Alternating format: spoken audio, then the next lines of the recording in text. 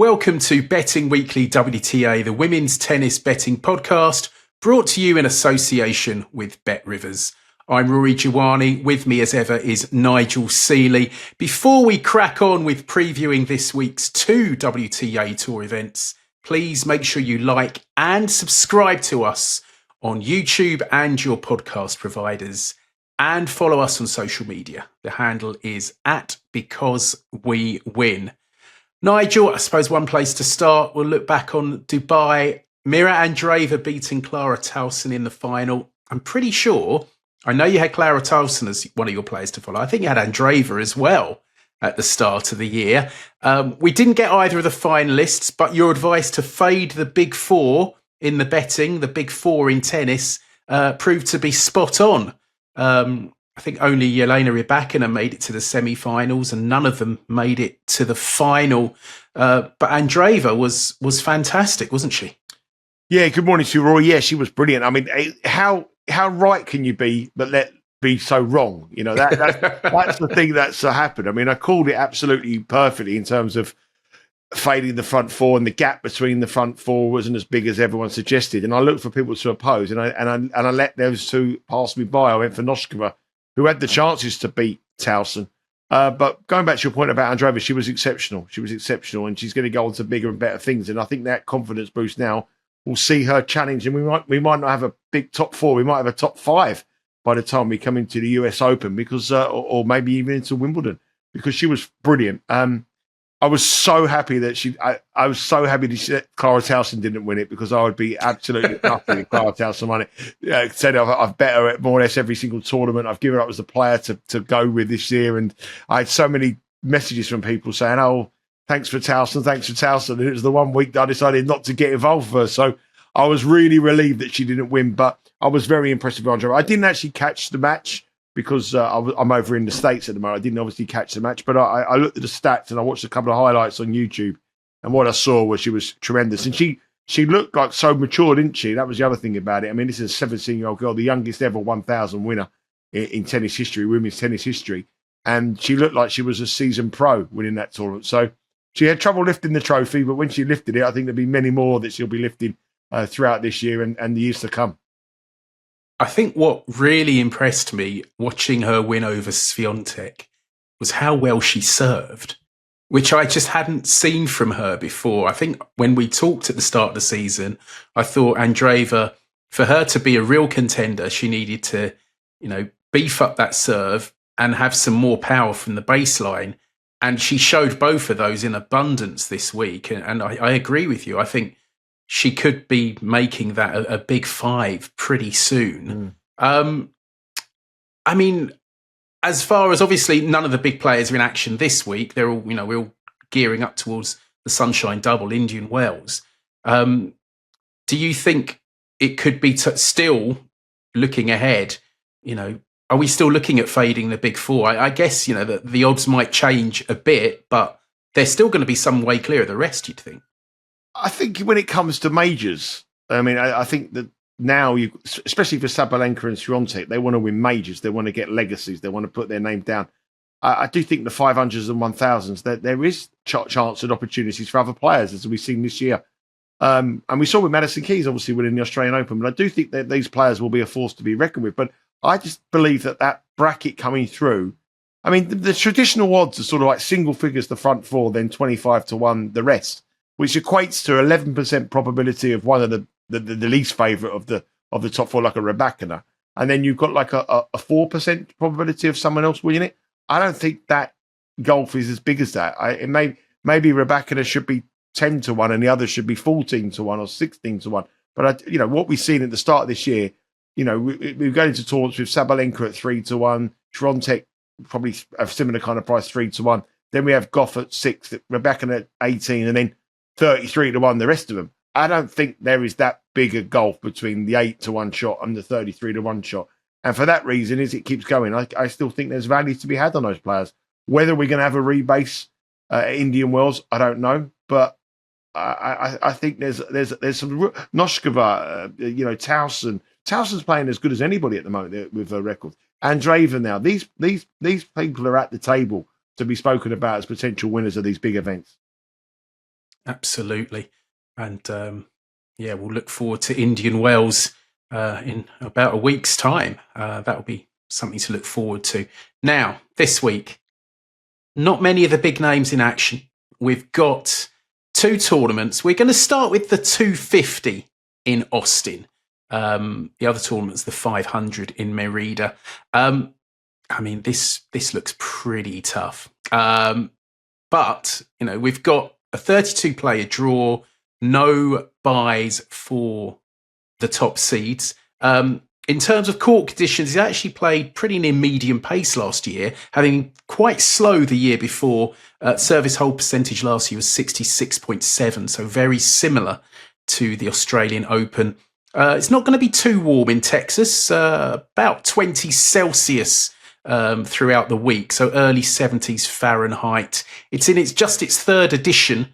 Yue Yuan beat Jiyu Wang, the left-handed Wang, in an all-Chinese final last year, and Marta Kostyuk beat Varvara Gracheva in 2023. Kostyuk is actually going to be in Merida this week. Jessica Pegula is the top seed. Deanna Schneider is 2.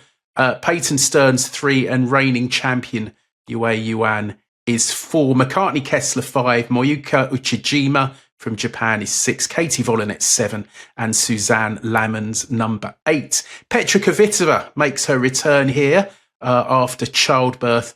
She meets Britain's Jodie Burridge in round 1. Nigel, not too much to go on from previous years, kind of medium pace.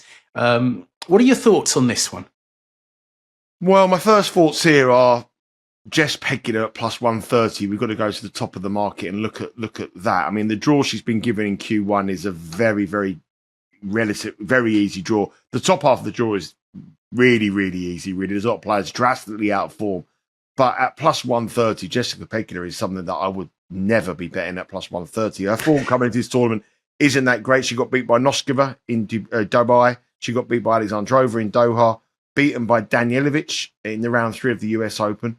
She's a player that I believe isn't. She ended last season in pretty good form, heading into the US Open and the closing months of the season. But this season, I don't think she's in any good form whatsoever. She is the star player, but really, why would she want to win a 250 in Austin a week before Indian Wells? I think it's about coming over here, finally tune yourself, get yourself into, eradicate some of the errors, work on some of the things that have been giving you problems, and make sure that your game is in absolutely tip-top shape for the Sunshine Double. That's where our priority lies. Our priority does not lie in this tournament here.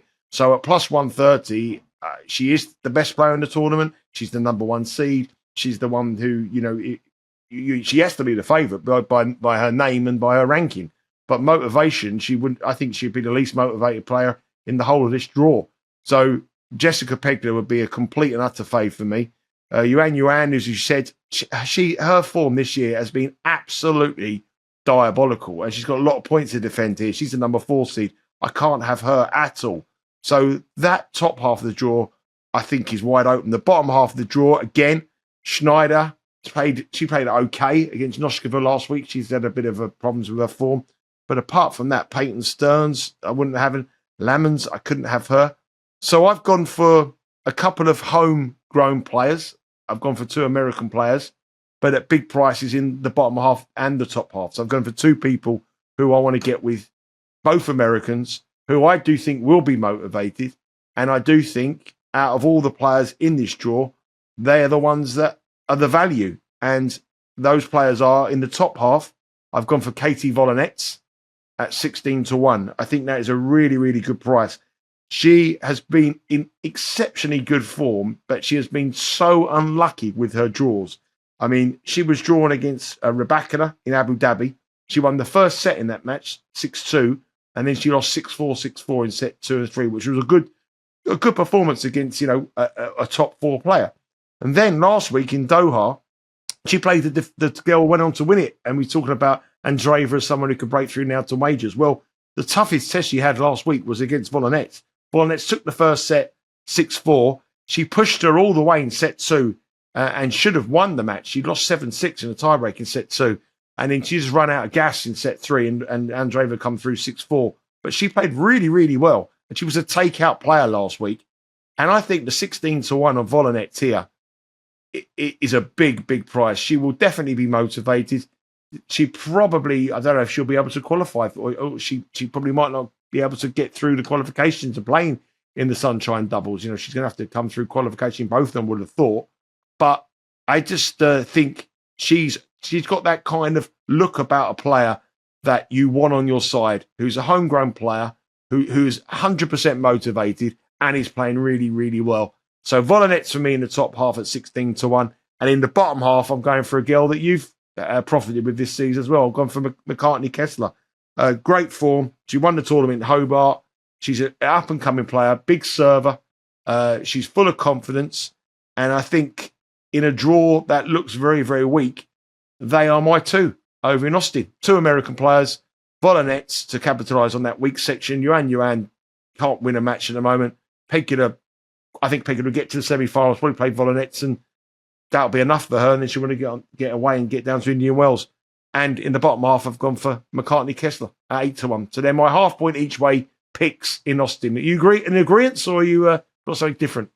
I've got something different. Yeah. What I'll say about Kessler, she had obviously two great wins last week. She beat Amanda Anisimova and Goff, and then Coco Gauff before losing a close one to Karolina Mukova. And she lost to Ons Jabeur the week before. I think with Austin, I'm a bit in two minds, because 2 years ago it played quite slowly, and last year it played a good deal quicker. And I think Kessler is a player who's much better in slower conditions, although she did do well last week, and Dubai played very quick, far quicker than it has done in recent years. So I'd be against Kessler there. With Volanets, yes, she ran Andreeva very close in Doha, which obviously looks like really good form now. I find this tricky. I'd agree with you that the top half is far weaker. If you take Pegula out of the top half, it's very weak indeed. I thought one player in the top half who could give Pegula something to think about was Anna Blinkova, who should meet in the quarterfinals. Blinkova is going to play Mayuka Uchijima in round one. She's a 6th seed, so she's seeded to meet Pegula in the quarterfinals. But I think Blinkova, she's actually been priced up as a favourite for that one, and I'd fancy her chances. As you say, in Q2, Volanets and Yuan are the 2 seeds. And Yuan is in no sort of form whatsoever. So for me, Blinkova would be my pick in the top half. Looking in the bottom half, I've got a sneaking feeling for Suzanne Lamons, who I saw in the qualifiers last week ahead of Dubai, and she looked very impressive. And then she ran into Karolina Mukova, who was just serving the lights out, and Lamons had no chance in that match. She didn't play particularly badly, but Mukova was just playing superbly. She won the 250 in Osaka late last season, the Dutch woman. She's got a big serve. And although the bottom half is a bit more stacked, I mean, Peyton Stearns stands out. She beat Ons Jabeur last week. And obviously Deanna Schneider, who, as you say, has been struggling for form, and I couldn't back her at plus 650. And as you say, you know, a lot of these players, especially you look at Pegula and Schneider, they're two players who'll definitely be looking forward to Indian Wells. They'll have more than an eye on Indian Wells. This will just be prep for them. So I think it's definitely worth fading the top 2 in the market and looking elsewhere. And I think Lamons could go well at $28. So they would be my half point each way bets. For Kessler, you going half point each way or a point each way, do you think? Well, you've taught me, you've made me a little bit worried now with saying about the court conditions, but I think it could turn out slow. I mean, it's not that warm. We haven't got much data to go on it. That's what I was going to say. No. I mean, the weather's a little bit cooler, so that would really mean that it may be a little bit slower than what it should be normally. But I just think that, you know, there is so many questionables about some of these players, and Kessler is obviously in the form of her life and moving up the rankings at an alarming rate. And I think that, you know, she will be motivated. And I think both of these tournaments this week, you've got to look at people who are really going to be up for the challenge. So I think she'll look at it as an opportunity. And as I say, beating Goff last week and Anisimova as well, which was tremendous results. She's in the form of her life, and I think the fade is Pegula. Pegula is the fade, and then you can pick up 3 or 4 others. The interesting one is Kvitova. The fact that she's going there to play it on her comeback suggests that it might be a little bit quicker. I can't see Kvitova coming back from a baby break to play in a slow tournament. She wouldn't want that. That would be a pointless exercise. So, she's the big name, really. That's probably the big news story as well for the tournament organisers, that Kvitova's there. So they may want to make it a little bit quicker to give her a bit of a chance on her comeback. So that court conditions does worry me a bit, but I think I'm still going to play it. So I'm going to have half a point each way, Kessler at 8-1, and half a point on Volanets. So I actually prefer Volanets at 16 than Kessler, because I think that those 2 losses were such good performances. And, it's like watching a racehorse that finishes 5th, but you take out the race. And I think she was the takeout, especially against Andreeva. And, everyone's talking, the focus is on Andreeva, but not on Volanet's performance there. So I like Volanets here, which will be my better bet. But half a point each way on both we'll go with. Okay. So that's half a point on Kessler and Volanets for Nigel, and for me, half a point each way on Suzanne Lamons and Anna Blinkova at $20 in the top half. I should say about Kvitova, even if it is slow here, it's much quicker than Merida. So that's, given the choice of the 2, she had to go for this one, because Merida is deathly slow. But as you say, Pegula, the one to fade, been disappointing, didn't go very far in Melbourne, the Australian Open. Obviously reached the final of the US Open. That was a long time ago now. And plenty has happened since then. Let's move on to the 500 this week. And that's in Merida. It's just been upgraded from a 250. And it's in Mexico. Temperature's a lot warmer here. Certainly in the sort of 30 Celsius range. So that's high 80s Fahrenheit. But as I just said, when referring to Petra Kvitova, far, far slower court conditions. Last year, it was the slowest hard court. These were the slowest hard courts on the circuit. And only just, it was slower than most of the clay events. The service hold percentage was just 57. And normally you're looking at 60 being slow. So this was very slow. It could be pretty attritional stuff. In Merida, might not be great viewing. Long rallies, grueling contest. Thankfully, not too humid during the day, but it's going to be a test. And we've had 2 previous editions. Zeynep Sonmez beat Anne Lee in the final. It was actually held in October, tail end of last year in 2024. And the year before that, the inaugural edition, Camilla Giorgi, the Italian who's since retired, she beat Swedish qualifier Rebecca Peterson in an all-unseeded final. If I'm not mistaken, both of those finals have been between unseeded players. But as I say, it's now a 500, so should have a better quality of player. If we go look at the quarterfinals, according to the seedings, they'll be as follows. Top seed Emma Navarro against Maria Sakkari, who's seeded 8. Anna Kalinskaya, seeded 4. Will play Magdalena Freck, who's the 7th seed. In the bottom half, Donna Vekic will play Beatrice Haddad-Meyer. And right at the bottom of the draw, Paula Badosa, who's the 2nd seed, will meet Marta Kostyuk. Nigel, any early thoughts on this one before we take a look at the betting? I think it's very, very, very difficult, this tournament. And then the reason why I think it's difficult is there are some players in this who are in absolutely dreadful form. Q1 is as weak as anything. Q2, the Canon Sky and Frick are just, I can't remember the last time they won a tennis match. They're that bad. Q3, Vekic and Haddad-Meyer haven't won for ages. Absolutely out of form.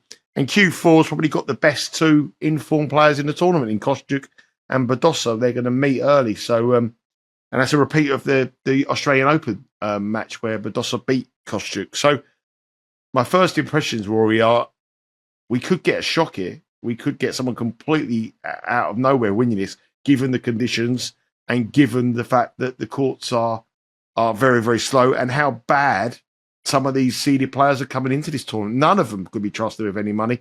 And again, Navarro, Badosa, I know it's a 500, but they'll be looking to go deep again in the Sunshine Double. So I think they'll be up for the challenge a lot more than Jess Pegula over in Austin, but I wouldn't bet them at the low prices. Yeah, let's take a look at those odds. Paula Badosa, the plus 250 favourite. Emma Navarro, plus 350.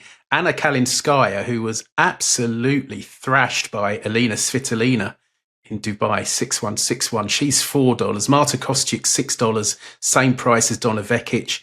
Beatrice Haddad-Maia, I think she won just 3 games against Anastasia Potapova in Dubai. She's $12. Maria Sakkari, $14. Elena Avanesian, $18. Magdalena Freck, $25. Camila Osorio, the Colombian, at $35. Elisabetta Cocciaretto, $40. And it's $50 bar those. Yeah, it's tricky. There's no getting away from that. I've got a short list of 4. I suspect we're going to. I've got a short list of none. I've got short. Really, not one. No, I can't. Well, I'm interested to see who your 4 are, but I mean, I'll give you my opinion on it after. But I mean, I'm finding this impossible because everybody you look at has got serious question marks about their form or the surface or whatever. There's a lot of question marks about every player in this draw. Okay, so in the top half, I like Elena Avanesian and I like Magdalena Freck, who's, as you say, not been in the best of form. And actually, Avanesian's the favourite for that meeting in round 1. I think whoever gets out of that match has a great chance of going deep. I mean, Emma Navarro, she played reasonably well to beat Belinda Bencic, but couldn't back it up. Although, in fairness to her, she was playing twice in a day. Maria Sakkari was very disappointing in Dubai, and I mentioned Kalinskaya, just in pretty awful form. In the bottom half, so, I like whoever wins Avanesian and Freck. In the bottom half, I think Camila Osorio, I thought you'd go for her because you've backed her a few times before. She's always dangerous in slow conditions. Both her tour wins have come at home in Bogota on clay. She's made 2 hard court finals. She's likely to face Paula Badosa in round 2, and I'd give her a chance there because I think Badosa, as we discussed with Pegula, will be looking at Indian Wells. She, of course, she's a previous winner of Indian Wells. And Anhelina Kalinina's also in the bottom half. She could face fellow Ukrainian Kostyuk in round 2, which would be tough. But Kalinina's another player who goes well in slow conditions. I mean, that third quarter looks really weak. Haddad-Maia's in terrible form. Vekic probably won't, these conditions won't suit her. So for me, it was a bit of a coin toss between Avanesian and Freck. I think I'm going to go for Avanesian just because she's in that bit better form. And I'm going to go for Osorio in the bottom at $35. As I say, just in slow conditions, she's very good. She's not bad in sort of medium pace conditions either. But I think these will suit her. But it's really tough. But as you say, there are so many question marks over. You can go through go from the top of the market. Badosa, is she going to be up for this? Slow conditions probably don't suit her at this stage in her career. She's had so many injury problems with her back. Emma Navarro, not in great form. Kalinskaya, poor form. Kostyuk, good form, probably would want it quicker. Vekic would want it quicker. Haddad-Maia, terrible form. Sakkari, terrible form. Suddenly you're at $18. So yeah, that's the way I'm thinking about this. Yeah, I mean, if we look at the draw, we go through the brackets. I mean, Navarro is a grinder. I mean, she grinds out results. I mean, a lot of 2 matches in last week in Dubai summed her up completely. The Bencic was a grind, long match. Then she played Sorna Kustia and got beat in another long grind, 7-5 in the third set. In the Australian Open, she got all the way through to the quarterfinals, but don't know how. Don't know how she got that far. In 4 matches, they all went the distance. But she's the kind of girl that will grind out results in these slow conditions. She's when other players will have lapses of concentration, she'll keep going and keep going and keep going, and she'll grind her way through. But at the odds, she's no value at all. Sakkari, the number 8 seed, I mean, I mean, how she is still seeded for these tennis tournaments, I really don't know. I mean, given her form in the last couple of years, I mean, even Emma Raducanu beat her. That shows you how bad she is. In Q2, Kanaskaya is in dreadful form, as you said. Freck is in awful form. And I actually had Avanesian down here as the person I thought would come through that. She started off the year well, though, didn't she? She got deep in the 2 tournaments in Hobart and over in Australia. But her recent form since the Australian Open has been pretty poor, and that put me off slightly. But I do think she can come through that and take advantage of those 2 players, those 2 seeded players who are dreadful. Q3, I mean, Vekic and Haddad Maia, they are absolutely totally out of the game. If you look at their record, I've got their record in front of me. Let me get you their record. Their record this year is absolutely awful, and I just can't. Haddad Maia should be suited by the slower conditions, but the way she's playing, I mean, let's have a look at her record here. I mean, she played, she got beat in the first round of Dubai against Potapova 6-3, 6-love. She got beat by Freck, which was one of Freck's only wins in Doha. In the Australian Open, she got through to the 3rd round. She got beat in the first round in Adelaide. She got beat in her 2 matches at the United Cup as well against nobodies. One of the matches, she was a minus 1,000 shot to win that match against Goya. So she's absolutely can't be trusted at all. And then it just goes on to that Q4 where you've got Badosa, who I think will be absolutely still seething about her performance against Rybakina last week, where she had 6 match points and couldn't get the match done. I mean, how she never won that? So at 250, I think she's a fade. Kostyuk, I think, is the one that ticks most of the boxes for me, but the one box and the most important box that she doesn't tick is the price. I couldn't back Kostyuk at 6-1 to win this tournament when she was available at 100-1 last week. I know it's a different caliber of tournament, but the conditions will be a big leveler for her. And Osorio is another one on my shortlist here. I love her in these kind of clay court conditions, and I love her in the fact that whenever she plays in this part of the world, she has the best support. I've mentioned to you before, but if you ever get a chance to go to a tennis match, go to watch an Osorio match and watch the Colombian support for her. It's phenomenal. It's like she's in a final of a major when she's in the first round here, and that will get her through in a lot of these opening rounds where she's going to have huge amount of support. But in that quarter with Kostyuk and Badosa, if she was in the top half or she was in Q2 or Q3, I know she'd probably be shorter than the price of 35-1, but I would definitely bet her. But she's been landed herself in arguably the most difficult quarter of them all. So I found it really, really, really hard. And you know what? I'm the 2 that I was leaning towards were probably the 2 that you've picked, Avanesi and Osorio at the prices. So I'm happy to take a back seat this week, Rory, and just cheer yours on as well, because again, I want to fade the front 2. I want to fade Badosa and the front 3. Kanaskaya at 4-1 is it. Even that's the worst price. Even if she wins the tour, it's the worst price of the year. So you're saying there that's 28, 20, 22, 50. You're saying it's a 65% chance that one of the top 3 wins it. Well, again, if I was in Bet Rivers headquarters and the old bets were coming through on those top 3, I'd be a very, very happy man. I want to fade the top 3, look for outside alternatives.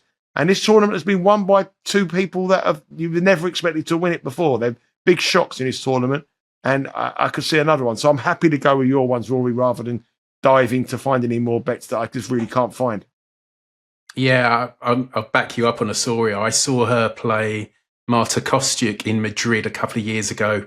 First round match, pretty hot, which helped her more than Kostyuk, who looked like she wilted in the heat. But she had plenty of support and she got through that one. They definitely cheered her on to victory, and it is very enjoyable when her fans are watching. So we'll have a half a point each way on Elena Evanesian at $18 and Camila Osorio at $35. And we'll see how we get on with these 2 tournaments. Bit of a difference in quality and difference in caliber of players from the 1000s we've just had in the Middle East. But a winner's a winner, and hopefully we can cash some tickets this week. So that's our look at the 2 tournaments. On the other side of the pond, on the other side of the Atlantic, obviously gearing up for the Sunshine Double, starting with Indian Wells next week. And Nigel, you've not long done an ATP show with Sean. Yeah, just recorded. Looking forward to the actual 3 ATP Tour events this week, but unfortunately, only prices available on 2. But some nice picks, some nice first round selections as well. And Rory has got a first round pick. If people keep asking me, when are we going to get some picks from the first round of the tennis? Well, watch this space. There might be things developing. But for now, you can subscribe to the Bet Rivers news, Because We Win newsletter, which is available at the Betting Weekly studio. So the Because We Win newsletter. And Rory has a pick for round 1 on the WTA action available, exclusive for newsletter subscribers. So all you have to do is go to bettingweeklystudios.com, put your email address in, and you'll be added to the email every Monday. And we're winning on the email. Unfortunately, we're not winning this show, but we are winning on the email. And it's free. So just subscribe and you get more picks from the Because We Win handicappers. Sounds good to me. And we've got ATP tennis.